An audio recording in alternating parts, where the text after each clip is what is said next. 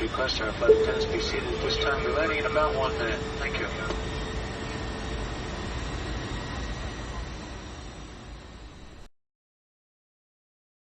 كيتقال أن الأرواح اللي كتموت فجأة كتبقى تائهة، ما كتعرف لا الراحة لا طريق العودة. ولكن شنو إذا هاد الأرواح ما بقاتش في الأرض؟ شنو إذا سكنت السماء وركبات معانا في الرحلات؟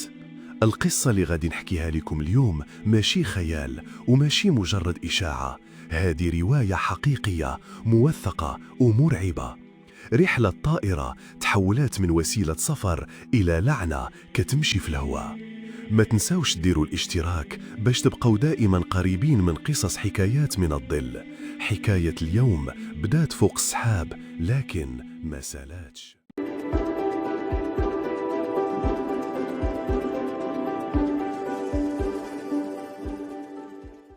نهار 29 شتنبر من سنة 1972 فالساعة 8:30 ديال الليل، الميكروفونات ديال مطار جون كينيدي الدولي في نيويورك أعلنت أن الطيارة 401 التابعة لشركة إيسترن إيرلاينز ولات واجدة باش يركب فيها الركاب.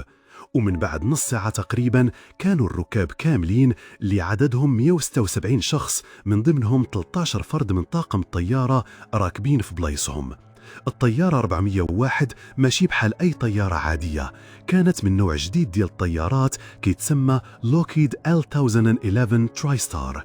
طيارة غالية بزاف، متطورة من ناحية التكنولوجيا وكبيرة في القياس، كتقدر تشد حتى ل 400 راكب.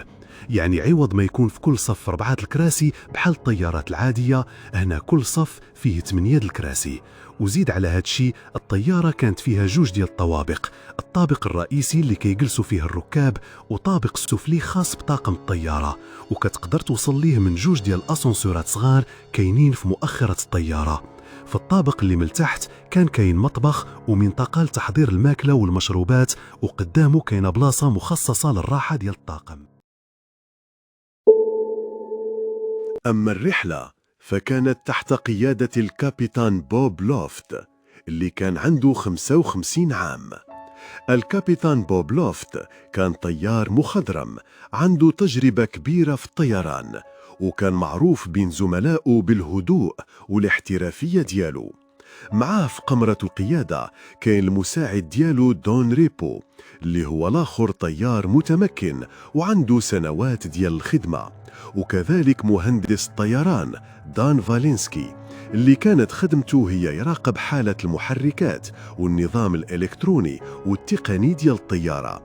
الرحلة كانت خارجة من نيويورك وغادي تمشي لميامي فلوريدا. الأجواء كانت مستقرة والسماء صافية وكل شيء كان كيبان غادي عادي. الطيارة طلعت بسهولة واستقرت في الأجواء بدون مشاكل. ولكن منين قربت الطيارة توصل لمطار ميامي بدات القصة اللي غادي تخلد اسم الرحلة 401 في التاريخ. قصة ماشي بحال باقي القصص. منين بغى الكابيتان ينزل العجلات باش تهبط الطيارة لاحظ واحد الحاجة غريبة، الضوء الخضر اللي كيأكد أن العجلة الأمامية نزلت ما شعلش. الكابيتان بقى حاير، واش العجلة ما نزلتش ولا غير المشكل في المصباح؟ قرر يخلي الطيارة تدور في الجو على علو 6000 قدم باش يعطي الوقت للطاقم يتأكد من المشكل بلا ما يهبطوا في حالة خطر. من تم بدات الفوضى الصامتة. الكابيتان والمساعد والمهندس بقاو مركزين بزاف مع ضوء ديال العجلة كيتحاولوا يبدلوه ويفكوا قطعة صغيرة وسط لوحة التحكم. لكن وسط هاد التركيز طرا الخطأ اللي ما كانش خاصو يطرا. حتى حد فيهم ما كان كيراقب ارتفاع ديال الطيارة كانت كطيح شوية بشوية، وحتى الرادار الأرضي بدا كيعطي إشارات غريبة، ولكن ما كاين شي حد في المطار شك في شي حاجة. وفي لحظة طاحت بقوة في منطقة مستنقعات قريبة من مطار ميامي. تفككت الطيارة وولعت أجزاء منها، وكان مشهد كارثي. من الأصل 176 شخص ماتوا 101 و75 بقاو على قيد الحياة، ومن ضمنهم مهندس الطيران دان فالينسكي.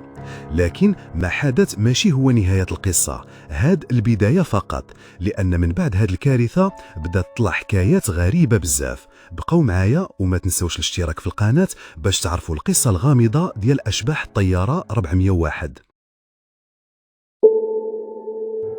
من بعد الحادث المفجع بدات تخرج روايات غريبة كتجي من موظفين ديال شركة إيستر إيرلاينز نفسهم، الناس اللي خدامين في طيارات من نفس النوع لوكهيد ال 1011 تراي ستار.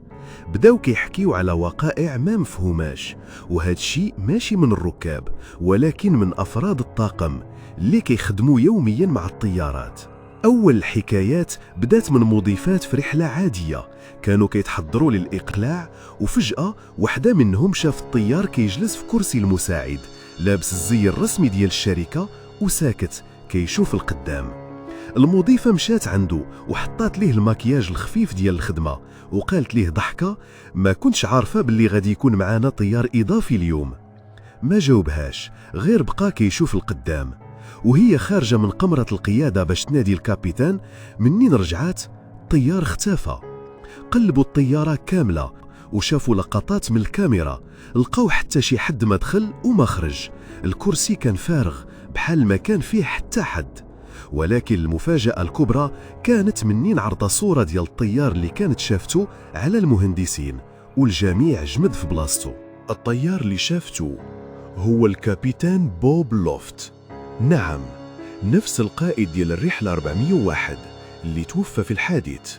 وما كانش هادشي هو المرة الوحيدة، أفراد من طاقم طيارات أخرى بداو كيحكيو على نفس الشي، ظهور رجل بملابس الطيار كيدخل كيختفي، كيبان في المرايا، كيتشاف قمرة القيادة وكيتسمع صوته في الراديو، أحيانا كيبلغ على أعطاب ثقنية قبل ما توقع.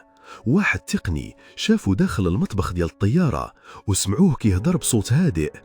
ردوا بالكم من المحرك فيه خلل صغير، ومن بعد دقائق لقوا فعلا خلل تقني كيبان في المحرك اللي هضر عليه، وهذا التدخل أنقذ الرحلة. شركة إيسترن إيرلاينز في الأول كذبت كل شيء وقالت بأن هاد شيء مجرد خرافات، ولكن في الكواليس كانوا كيبدلوا قطع من حطام الطيارة 401 اللي استعملوها في طيارات أخرى. ومنين داروا تحقيق داخلي لقاو بأن كل الطيارات اللي استعملت قطع من الرحلة 401 وقع فيها ظواهر غريبة.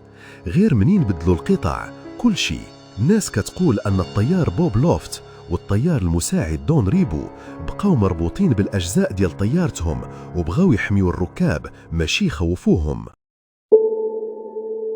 حكاية الطيارة 401 بقات واحدة من أغرب القصص اللي عرفها عالم الطيران، ما بين الحقيقة والأسطورة. ولكن اللي تاق فيه بزاف ديال الناس هو أن الأشباح ماشي ديما كيكونوا أشرار، أحيانا كيبغيو يكملوا الخدمة اللي بداوها حتى من بعد الموت.